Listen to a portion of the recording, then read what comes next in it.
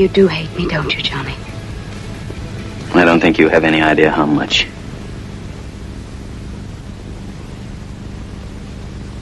Hate is a very exciting emotion. Haven't you noticed? Very exciting.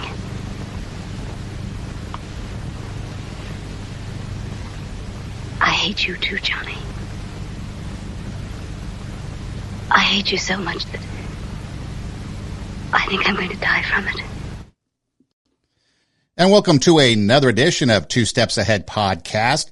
Two Steps Ahead Podcast encouraging you to take your passion, make it happen, let yourself be great. I'm Son Edom. Coming up on the show, we're going to discuss the topic of hate. What drives somebody to hate somebody so much, and somebody so much so that you want to kill them? James 1:19. You know this, my beloved brothers, let every person be quick to hear, slow to speak, slow to anger. For the anger of man does not produce the righteousness of God. Now, we've been in tumultuous times when it comes to this country as far as the political divide, the racial divide, the religious divide. And there's a lot of hate coming out of that. You think back to COVID, the hate from one side to the other because a particular group of people did not want to mask up, did not want to get the vaccine. And so death was wished upon them.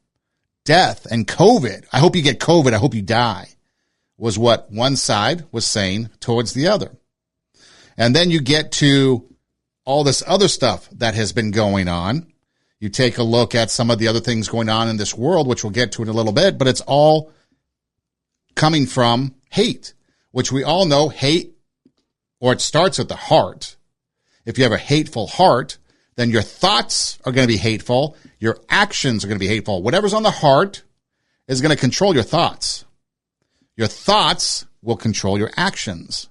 And that's what we're seeing a lot of. Now, think on this for a moment.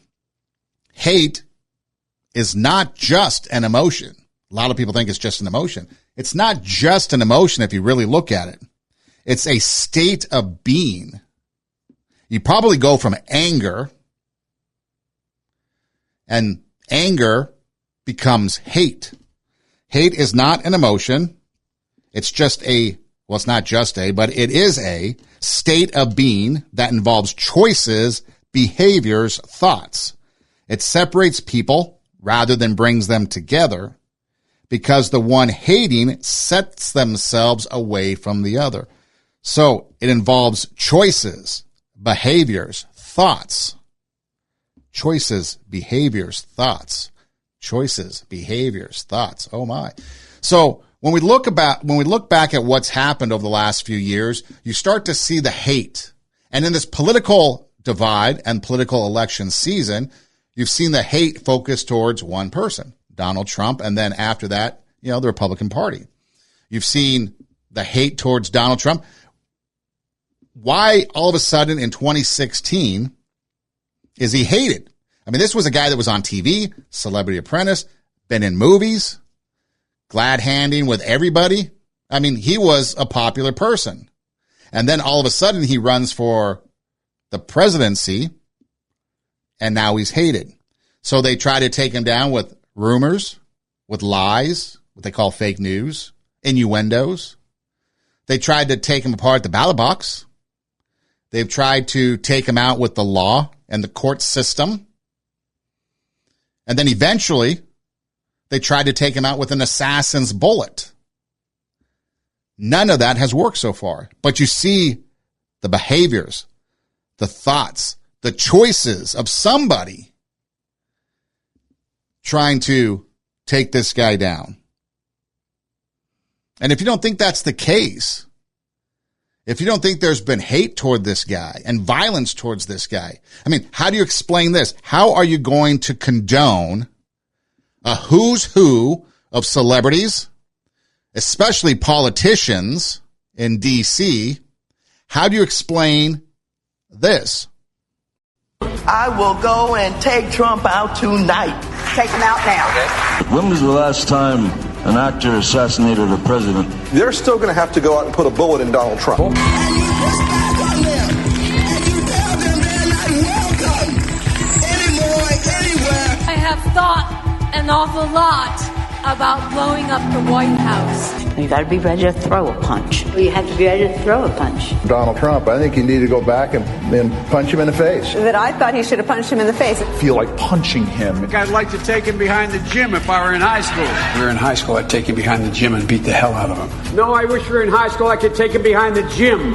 Please, get up in the face of some Congress people. People will do what they do.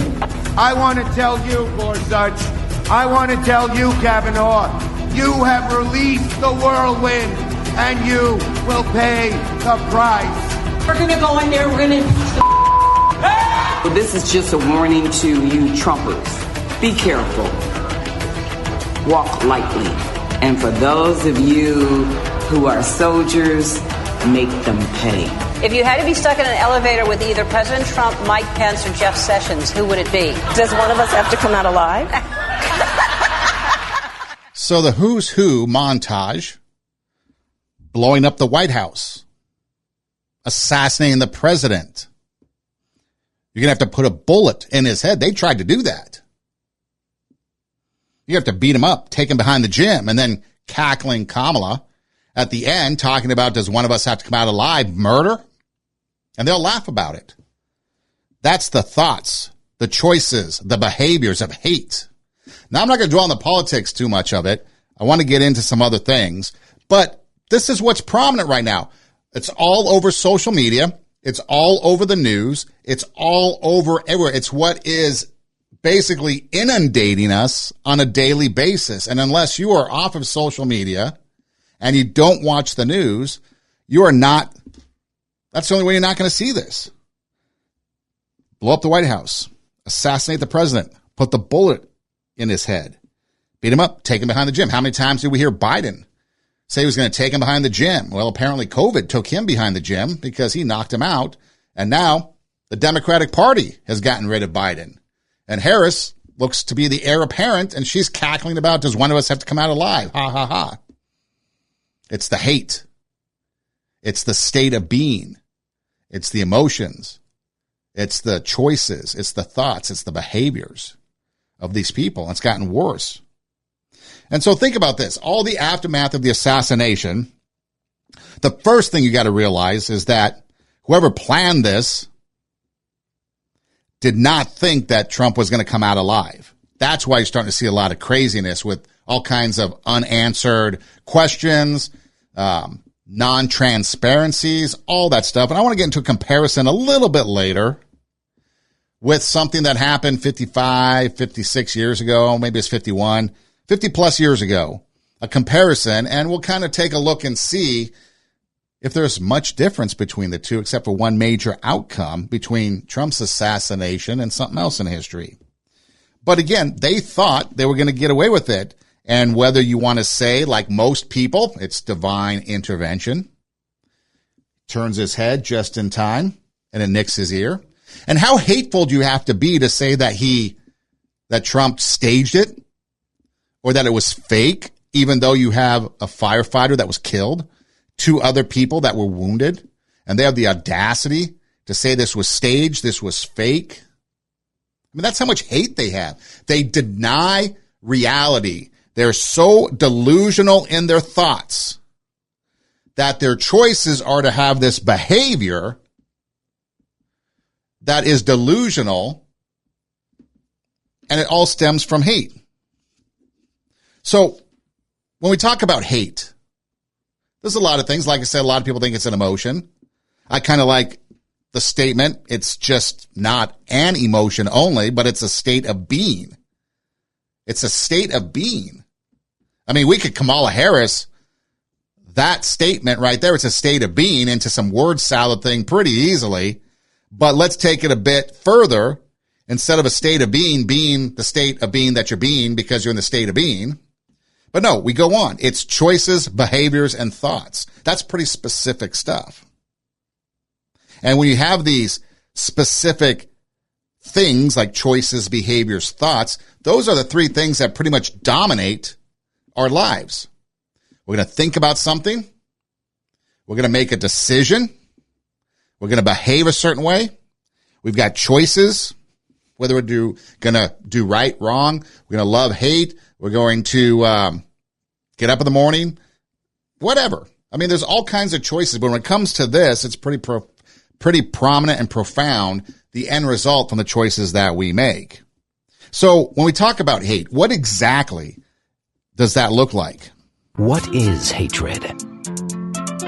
Hatred, like love, is an emotion. The essence of this emotion is the desire to harm or destroy the target of hatred, or for that target of hatred to disappear. Therefore, to hate a person or group, their presence is necessary. And while in the case of antipathy, there is a simple feeling of dislike, aversion, or disgust towards a person, hatred is characterized by an active approach to the target of hatred, with the intent to bring about its partial or complete destruction. There are different forms of hatred. We can talk about hatred of oneself, interpersonal, partnership, or marital hatred, intra or interfamilial hatred, intra and intergroup hatred, as well as nationalist, racial, or religious hatred. Many theorists believe that hatred develops towards people who are in some way similar or compatible with us. What does not touch our personal domain can hardly ever become the target of our destructive feelings.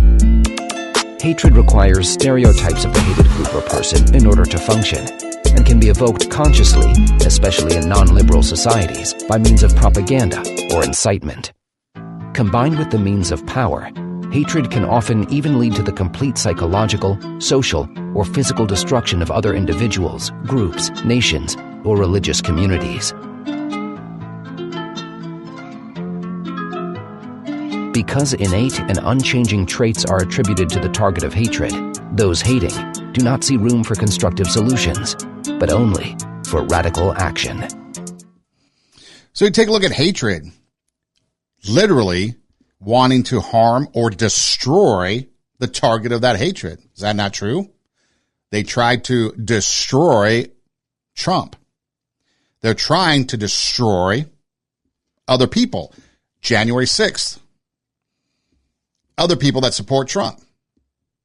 They're trying to destroy him. That's the target of hate. It's either partially or complete destruction. And so you think about this. We talk a little bit about the political hate, but you've got the hate towards Trump and the GOP from the left. You really don't see a lot of hate going the other way. I mean, think about George Floyd and the protests that destroyed a lot of the country and cities in 2020. You think about the hate towards COVID, and you didn't wear a mask, you weren't vaccinated, so I'm going to wish death upon you. You think about some of the other things that have gone on, okay? Think of all the vitriol that was thrown out there when the 10 Commandments in Louisiana, the law came in. Think about when Roe v. Wade was overturned by the Supreme Court. Think about the hate towards the Supreme Court for some of the laws and things that they've overturned because they were unconstitutional. Think of the hate towards the Constitution itself. But then we get beyond the politics. I mean, look at Caitlin Clark and the hate that she's receiving in the WNBA. You've got that. And then you've got, and fortunately, you've got that racial divide. But fortunately, hopefully, this recent WNBA All-Star versus Team USA, in which WNBA All-Stars, which were basically all the people left off the Team USA. So this WA kind of leftover team, including Caitlin Clark and Angel Reese, they beat Team USA. Angel Reese, Caitlin Clark playing on the same team, playing together, having a couple good plays together. Now, hopefully this racial hatred divide of Caitlin Clark in the WNBA will subside, but that's there. She's by far the best player, one of the best players in the league. Good leadership, good talent, and yet they ostracize her. They put her down. They don't want to promote her. It's all because of who she is. Think about the hate towards Israel, October 7th, 2023. Hamas invaded Israel. Hamas killed, raped, kidnapped, held hostage people that were in Israel. innocent people. Who's to blame when Israel retaliates? Well, Israel's the bad guy. Israel's the evil people. Israel's the one that's occupying Palestine. Free Palestine, pro-Palestinian protests going on and on. That's a hate towards Israel. Religious hate, bigotry. But no, what about the Christians in this country for years under the Obama administration, now under Biden, being persecuted, lawfare, things going on, and it's hate. It's hate towards religion. What about the hate towards babies with abortion and the hate towards anything that is right, anything that is good? It's a psychological, social, and physical destruction is what they're looking for. And there's no solutions, just radical actions. That's what we're seeing. We're seeing people that do not want to come together and talk things out. We see people that only want to produce radical actions to eliminate, to destroy, whether partially or completely, the focus of their hate. That's what it comes down to. I mean, think about, obviously, whenever we talk about hate, whenever we talk about political hate, whenever we talk about all kinds of things that have to do with a nation, we think of World War II, right? White supremacy, Nazi, I guess national populist or Christian nationalism is now supposedly a negative thing. Remember, MAGA, negative thing, deplorables, all these things that were kind of names that were called to Trump supporters to try to bring him down. What about the whole idea of just hating somebody to destroy them? Okay, think about that. Adolf Hitler hating the Jews, plus others, but hating the Jews to the point where he annihilated 6 million of them. In Auschwitz, we were considered subhuman. It's very difficult to explain what it feels like when you're not considered a human being. I was only 13 years old, and I concluded that this place could not be on this earth where hundreds of women and children are marched from the train to the gas chamber. What is it about people that allows human beings to do this to other human beings? What is about ourselves? I want to actually see where the turning point is in someone's mind to say, I don't care about people anymore. I still can't understand how hatred can be taught. Don't just accept what you hear. Why are people asking me to believe that? Why do they want me to hate? What is it in it for them? What is my own sense of right and wrong? What is it about people that allows them to hate others to the point that they want to destroy them? The turning point in people, and we're seeing it. We're seeing turning points in society where it's okay to hate. Lies, the turning point became it's fake news. It's lies. But no, it's fake news. So fake news makes it okay. But it's lies. The turning point is trying to take something like a human and make it subhuman. A baby in the womb. Oh, it's just a fetus. Oh, it's just a glob of cells. It's subhuman. We can get rid of it. Oh, Trump, subhuman. We can get rid of him. J6 people, we can get rid of them. Throw them in jail with these trumped up charges. And then hate is taught. That's exactly what it is. And you look at Trump, for example, and again, prior to 2016, nobody had a problem with him. When he came down that escalator, announced he was running for president, everybody hated him. Hate is taught because the media and others told you to hate. I mean, think of the gas stove. Came around in the 1920s. Been around for like 100 years. Nobody thought twice about the gas stove. And then some dude from the World Economic Forum tells you to hate the gas stove. And so all the Democrats run with that. And now you hate the gas stove. Got to get rid of it. And that's any number of things. You don't care about something until someone tells you to, and then you start to care about it. And usually in today's society, it's something negative. It's something that is focused on the destruction of something. I mean, just the appliance itself. How many appliances are we going to get rid of? Because we hate that it might affect the climate. So we got to get rid of it because my stove is going to affect the climate somehow. Or the car I drive. So we got to get rid of that. Or whatever the case may be. And so you sit there and you look at society today.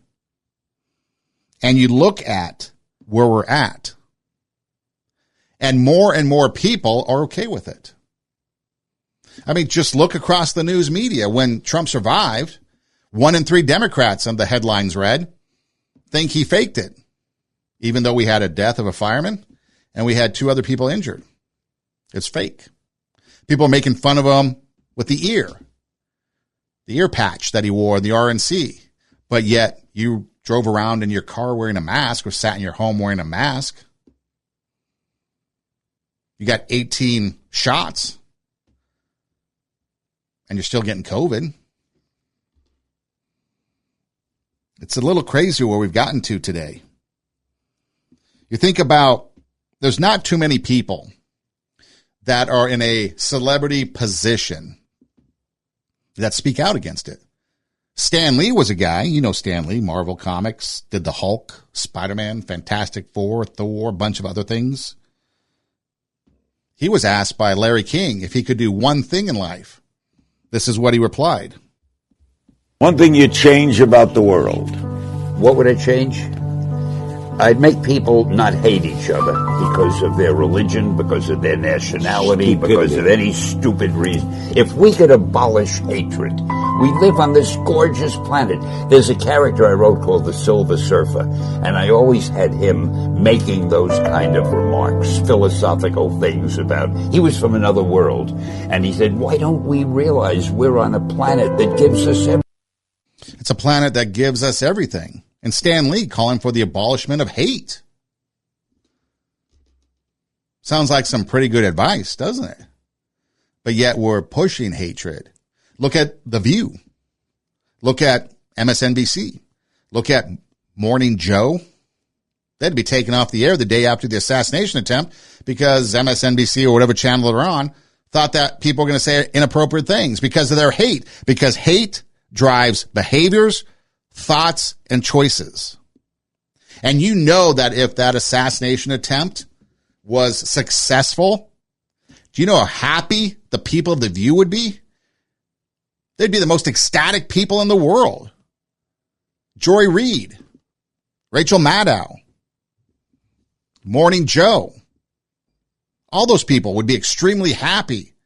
They'd be jumping up and down that Trump was assassinated because the hate, the focus of the hate has to be destroyed. The focus of your hatred has to be partially or completely destroyed.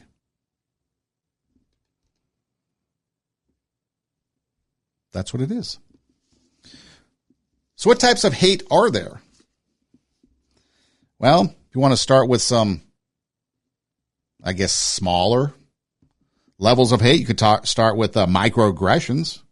So if you're just in the work world, let's bring it home to us. Okay, in our little world. Obviously, we're living in a hateful society.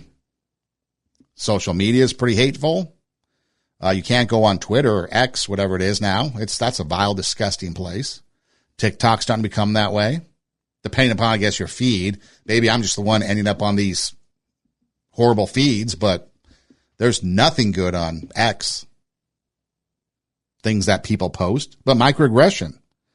Subtle, often unintentional, everyday actions or comments that marginalize and demean individuals based on their identity or background.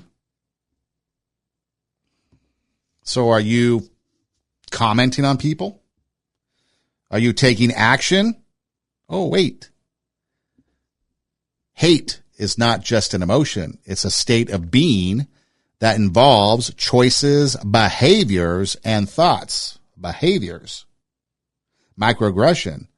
Subtle, often maybe unintentional, everyday actions. Actions are behaviors. Comments, that's a behavior. What we speak is what's on the mind. No man can control the tongue or tame the tongue. You have to try to control it.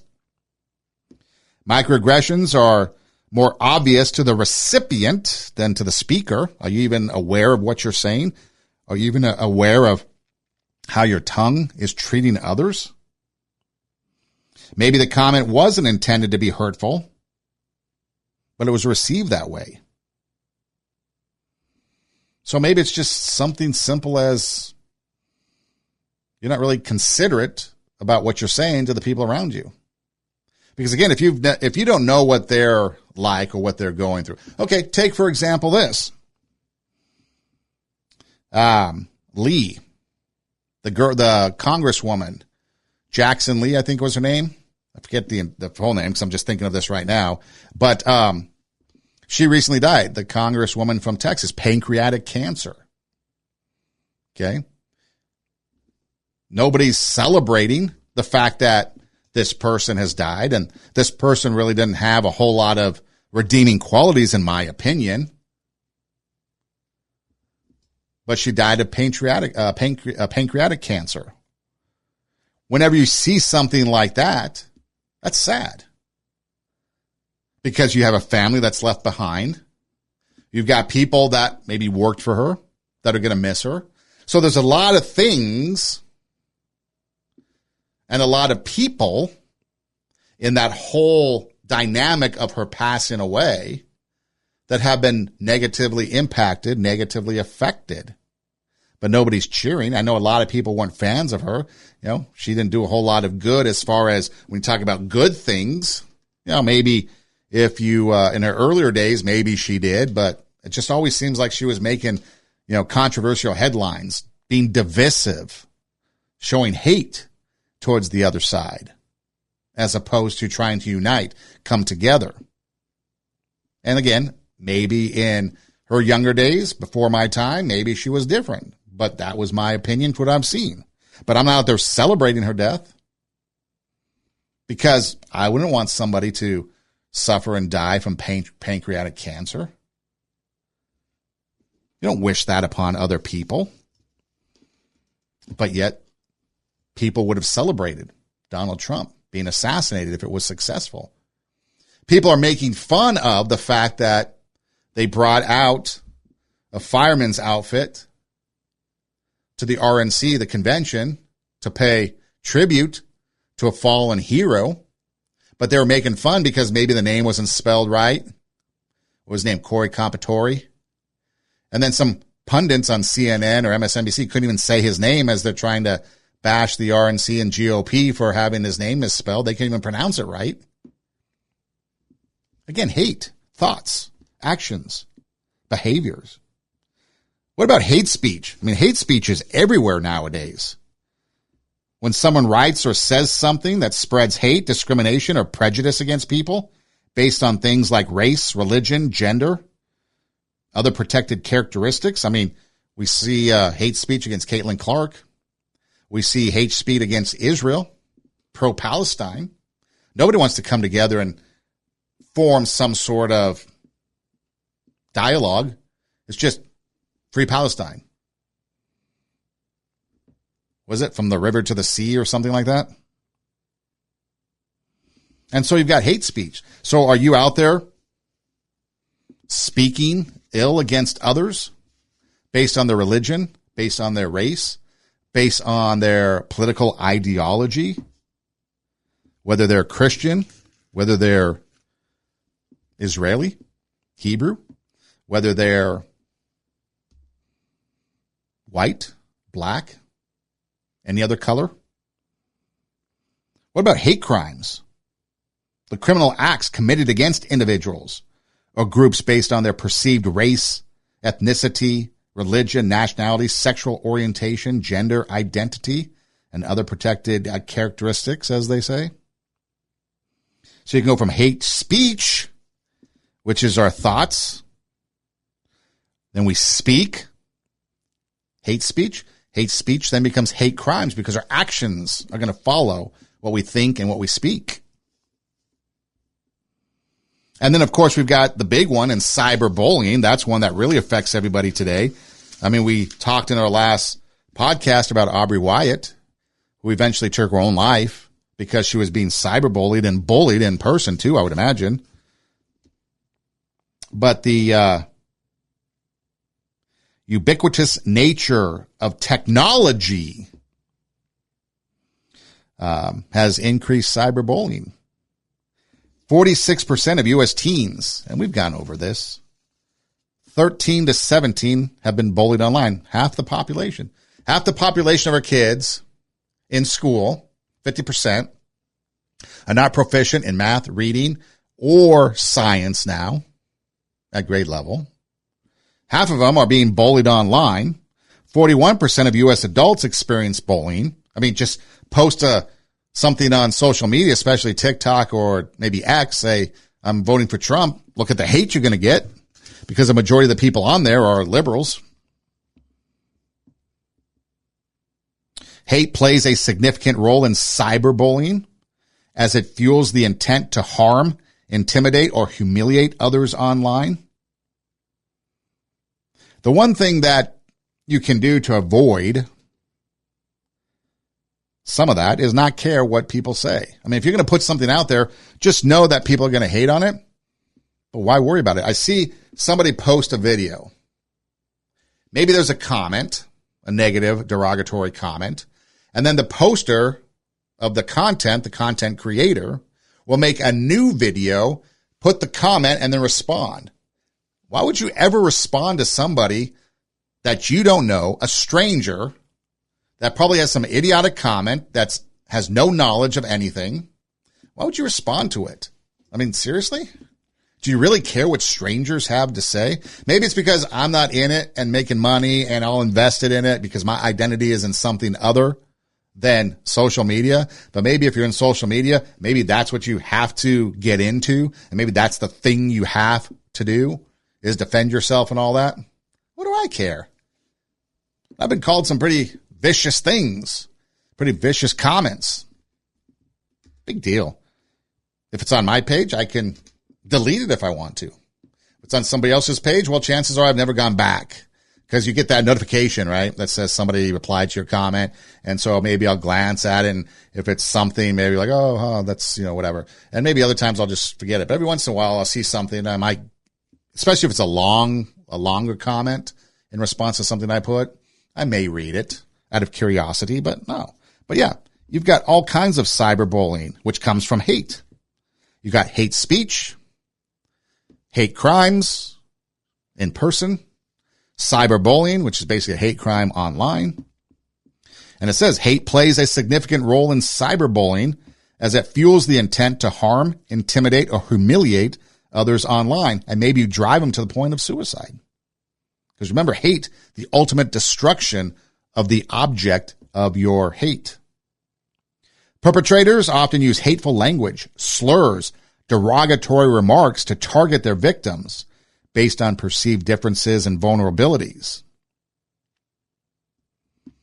And so then you ask yourself, why are people hating? Why do they hate? I mean, it's fascinating to think about, right? Because we are born with, if you're a religious person, you think we're born in sin. So yeah, that's bad.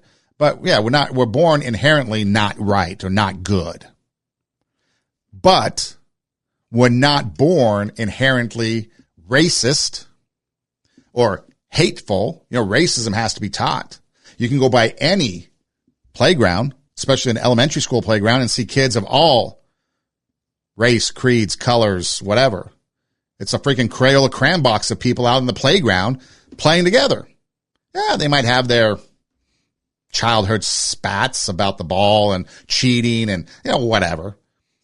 But then by the time these kids get to high school, they literally hate each other. They're fighting, trying to take each other out. Why is that? Because somewhere along the line, hate was taught. And that's why we've gotten to the place we are today. Because the influences of social factors, Right now it's social media, but other factors.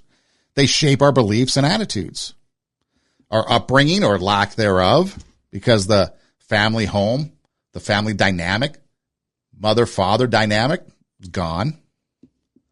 Cultural background, societal influences, they all play a significant role in fostering hate. We heard that clip early on with all those politicians and Johnny Depp and Madonna talking about assassinating the president, talking about blowing up the White House. Some dude talking about putting a bullet in President Trump's head.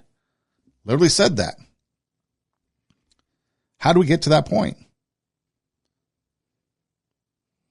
But it's because they've been taught to hate for whatever reason. And people don't even stop to even think about the hate that they are spewing. I mean, why do you hate somebody? Why do you hate somebody because the color of their skin is different? Why do you hate somebody because they vote a certain way? Why do you hate somebody because you're a Dodger fan and they're a Giants fan? Hasn't happened in a while, but I think it's been a number of years. But wasn't there that Giants fan that was a paramedic that got beat up pretty bad at Dodger Stadium? So much so that it altered his life with the injuries. What about soccer fans around the world that fight because they literally hate each other over soccer? What about Yankee, Red Sox fans? Now, again, you don't see it too much anymore. But yeah, there's been times we've hated people because they are a sports fan. And one team loses, one team wins, therefore we hate them.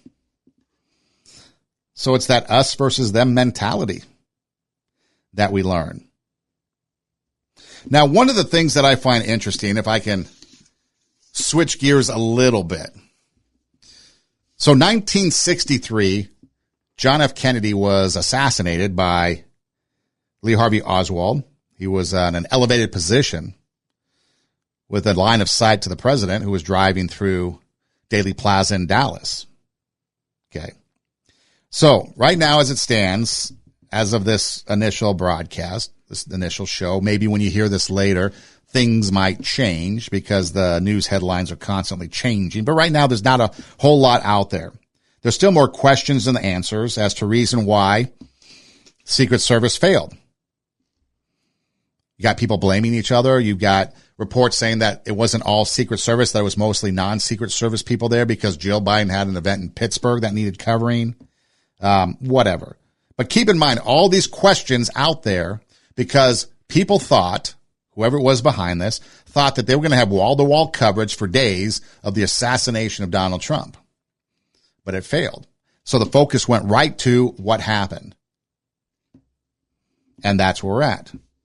But think about this for a minute, okay? If you're planning the assassination of somebody, okay, when Ronald Reagan was shot, it was a lunatic thinking that Jodie Foster told him to. Wasn't really politically motivated.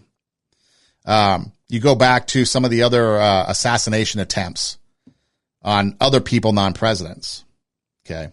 Other reasons. But when you go back to Kennedy and even Lincoln, these were political ideological assassinations, okay? A lot of what has happened with the Kennedy assassination still classified, covered up, but you can put things together and you can figure out that, yeah, it was more than Lee Harvey Oswald. It was more than a lone gunman that did this.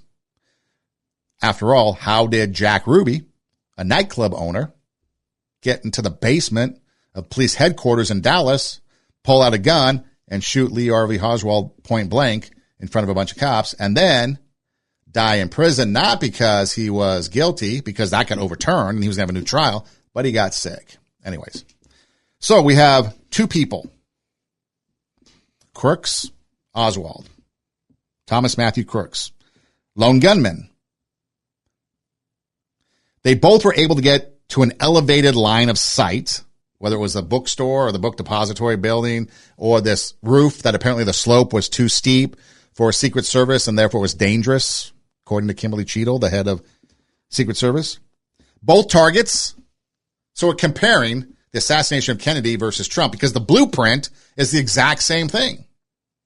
The blueprint of what went down is the exact same thing. You've got two lone gunmen, elevated position, direct line of sight. Both targets were in an open-air space, a convertible and the field out in Pennsylvania. Both got off at least 3 rounds. Lee Harvey Oswald got 1, and then the second one with the kill shot with the car moving away. Again, that led to conspiracies. But again, open air, multiple shots getting off. Both shooters eventually killed, one on the spot, Crooks, and the other the next day in the basement of the Dallas police station by a nightclub owner. So the Secret Service, all of a sudden now, instead of focusing the news headlines on the assassination, it's the assassination attempts. Now, Lee Harvey Oswald, in October of 1963, had come back from Mexico. People thought, speculate, conspiracy theorize, that he went to some foreign consulates, Russia, whatever. So he had an influence. People think the CIA did it, or at least was behind it. Here, obviously, we know there's somebody else behind it. So again, it's not a lone gunman. There's something else going on. Another similarity.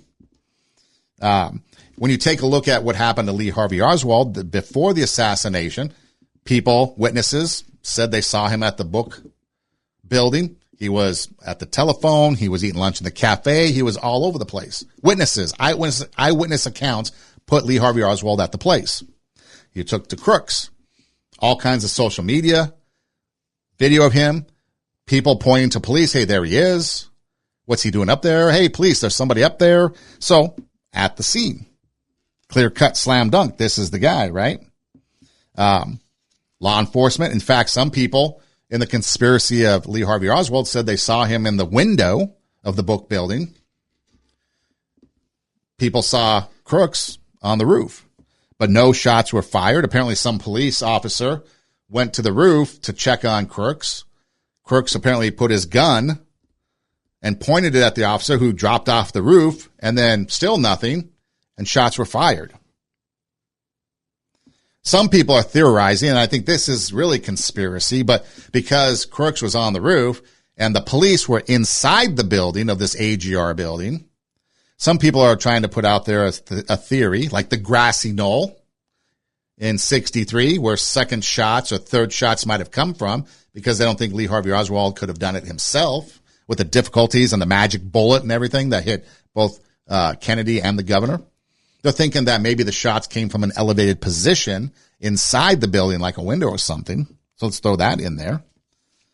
But both were patsies. And yet we still don't know. And the cover-up has begun. And they're hemming and hawing because they thought they'd have time to sweep it under the rug, because the news media would be wall-to-wall assassination, the death of Donald Trump, but it didn't happen. And then from there, Lee Harvey Oswald obviously has more of a story, but then Crooks pretty much dies on scene after, I guess, now it's being called a 1 in a million shot. The only difference between the two, Harvey Oswald and Crooks, is that when you sit there and you look at the conspiracy theories of Oswald, it was like a moving target going away. He got a shot off, reloaded. I think it was a bolt action, shot again, and that was the kill shot as the car is speeding away. Well, you correct that by putting somebody on a roof that's 130 yards away, which everyone is saying a beginner could have made that shot. And that's what we're looking at. But again, so you've got some very eerie, in my opinion, some similarities that are kind of eerie. It's like the same blueprint. One person, elevated position, line of sight, seen around. And then the other thing, too, is he had, apparently Crooks, the shooter for Trump, had a detonator, and his truck, though, was like 0.7 of a mile away or something like that. What was he going to do, blow up the truck like a mile away? And then Crooks apparently had some phones, maybe connected to some cryptic accounts across overseas somewhere. So again, an overseas influence, just like Oswald had a Mexico influence with maybe some consulates down there. So a lot of the blueprint's the exact same thing. So obviously there has to be something of a deep state, whether it's CIA, foreign influence, because Kennedy was against the war, wasn't going to escalate the war because Johnson finally escalated Vietnam. Maybe Trump wants to end. He says he's going to end the war in Ukraine. So again, this hidden agenda, that's the deep state, let's just call it. Both of these candidates weren't going to serve the agendas or the interests of the deep state, so the deep state took action. Successful in one, unsuccessful in the other, and now you've got something extremely different in the aftermath, and I guess we'll have to see. But again, it goes back to hate. Hate is an emotion. It's a state of being that involves choices, behaviors, thoughts. It separates people rather than brings them together, because the one hating sets themselves away from another. And then you've got the fact that hate is harm, or at least the focus of your hate is harm, destruction, whether partially or ultimately the complete destruction of the target that's hated. Partial or complete destruction of the target that's hated. And we see that with Auschwitz, with the comments that we heard from the Auschwitz survivor. The Jews were the target of hate from Hitler and Nazi Germany. Trump, the target of hatred to his political opponents. And we had a slew of people still in Congress, Elizabeth Warren, Chuck Schumer, and others, Cory Booker, all talking violence, Maxine Waters, all talking violence. So it's no wonder we got to the point today. And one of them in the clips actually said, you're going to have to put a bullet in Donald Trump's head. And they almost did. And fortunately, by the grace of God, he survived. But the loss of life took place anyways in the firefighter and the injury of a couple others. And people were celebrating, well, not really celebrating, but lamenting the fact that it was a failed attempt, or they were saying that it was fake staged. How demented, how delusional. Because once you fester on hate, or maybe it's this way. When you focus on hate, it's going to fester inside you. And again, the thoughts become delusional. And then you're just gone. And that's where we are in society. There is a whole group of people that are just gone because of their hate. What are you going to do? That's the question.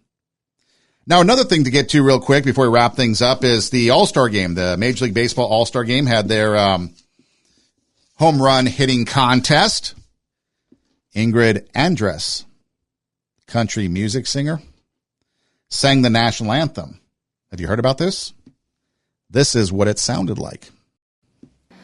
And the rockets red glare, the bombs bursting in air, gave proof through the night that our flag was still there.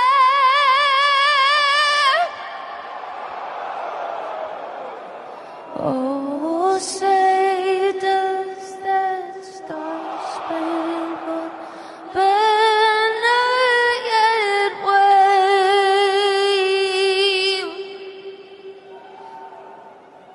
o'er the land of the free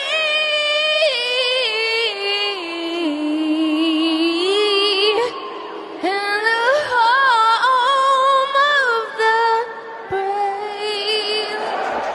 So there you have it, the rendition that led the evening off at the Home Run Derby for MLB All-Star Game festivities, the Home Run Derby.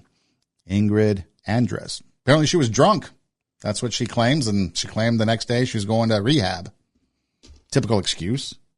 But what it really is, it's the disrespect, not only for the anthem, but for this country. I mean, the disrespect that athletes have for this country is unbelievable, whether it's LeBron James, whether it's Brittany Griner, whether it's Megan Rapinoe, These people that supposedly then go to the Olympic team and represent our country at the Olympics, they disrespect the flag. They take a knee.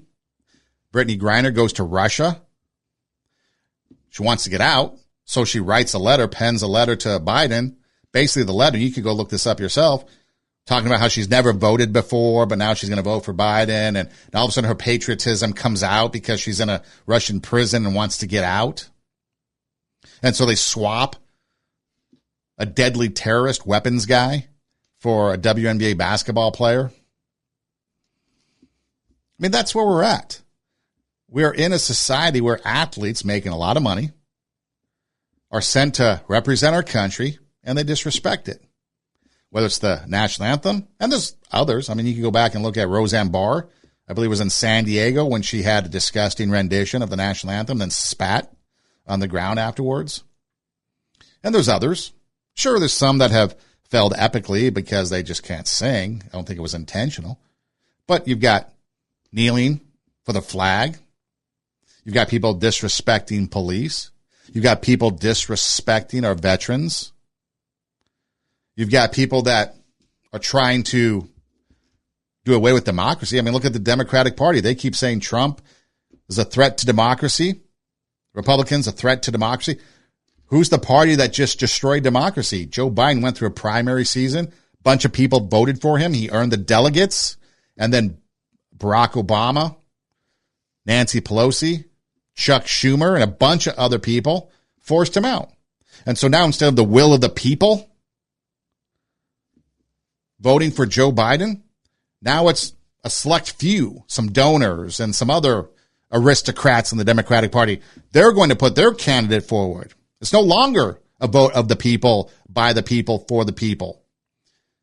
It's the elites. And Democrats, just like the term said during COVID, sheeple, they're just going to follow right along.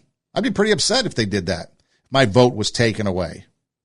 But they're going to do it anyways. And everything they said about Joe Biden, he's the best, he's the best, he's the best, he's going to win, he's going to win, he's going to win, he's the best economy, best everything. He couldn't even get out of the candidacy before the convention. He got out of the primary but couldn't get to the convention, and they kicked him loose. It's the hatred for America. How many people protested because Roe v. Wade was overturned, and not only overturned, it was just sent back to the states. People complain about that.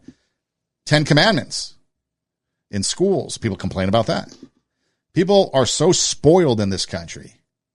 Why don't you go try and living in another place? See how you like it. If you're LGBT, go try living in a Muslim country.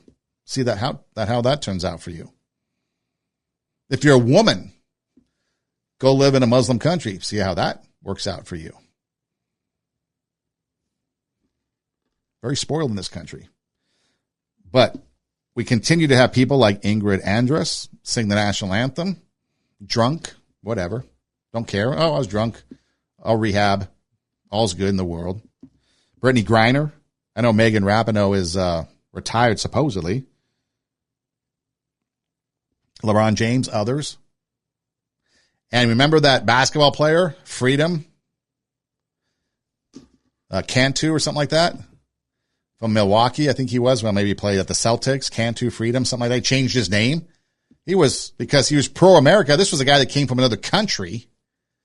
I believe he changed his name, but he came from the country. Go look it up. And pro-America, he got kicked out of the league. Unbelievable where we're at in society. What are you going to do about it? Are you going to continue? Are you going to continue to hate our country? Have your thoughts, your behaviors, your choices degrade our country? Are you going to continue to hate other people because they vote a certain way? Are you going to continue to wish that the utter destruction of somebody, the object of your hate? Or are you going to check your heart? Because it starts with the heart. Then it goes to the mind, your thoughts. Thoughts dictate speech and action. It's up to you. This is Two Steps Ahead podcast, encouraging you to take your passion, make it happen, let yourself be great. I'm Son Edom. Check out our website, radiowarp.com. That's radio, W-A-R-P, radiowarp.com. You can click on the Two Steps Ahead podcast logo. All of our past shows will pop up. It's in video form, so you can just click on the video and you can watch them. Or you can click on it and it'll take you to our Rumble page. We're also on YouTube. So many ways you can watch the video aspect of our website, of our show from the website. And then there's an orange banner that goes across our page on the website. You click that, it takes you to our SoundCloud account, which is the audio version. You can actually download it and take it with you on the go. You can listen anywhere you listen to podcasts. Just search TWO, Two Steps Ahead Podcast, and our show pops up. Spotify, Pandora, iHeart Media, all those places. And then all you have to do also, if you don't know, is just do your internet search. TWO for Two Steps Ahead Podcast, and we pop up. You can email the show, twostepsaheadpodcast@gmail.com. twostepsaheadpodcast@gmail.com. Reach out. Let us know what you're thinking. And again, I always want to put this out there. And maybe one day I should start with this because who knows how many people get to the end. But if you ever need anything, you're sitting there in the world and you're like, I don't know what to do. I don't know who to reach out to. I don't know who to talk to. I just don't know. There's nobody. Send me an email. Send me an email, twostepsaheadpodcast@gmail.com. Or you can go to Instagram and DM me, Two Steps Ahead Podcast. Facebook, send me a message. I have a Two Steps Ahead Podcast, Two Steps Ahead Podcast Facebook page. Send me a message. And if I can't help you, I will find somebody to help you. If you just need a voice or an ear, someone to listen to on the other end, whatever it is, you do not have to go alone. You do not have to be alone. Reach out because I will do my best to help you, whether it's myself or finding somebody else that's better equipped. Whatever it is. And it doesn't matter where you're at. That's the other thing. It doesn't matter where you're at. If it's another language. Somehow you happen to hear this and you speak another language from another country. Google Translate. I'll figure it out. Whatever it is. Don't be afraid to reach out. Let me know. Because you don't have to do it alone. But again, we're easy to find. Like I said, social media, we're pretty much everywhere. Just do an internet search, Two Steps Ahead Podcast, and we pop up. Hey Siri, hey Google, hey Alexa, play TWO, Two Steps Ahead Podcast, and we pop up. So we're pretty easy to find. But again, radiowarp.com, radio, W-A-R-P, radiowarp.com is the best place for a one-stop shop. Plus, there's some other things on there that you might enjoy as well, other podcasts and some things. So check it out. I do encourage you to do that. Again, this is Two Steps Ahead Podcast, encouraging you to take your passion, make it happen, let yourself be great. I'm Son Edom. Hey, thanks for listening. Do tell a friend. And until next time, God bless.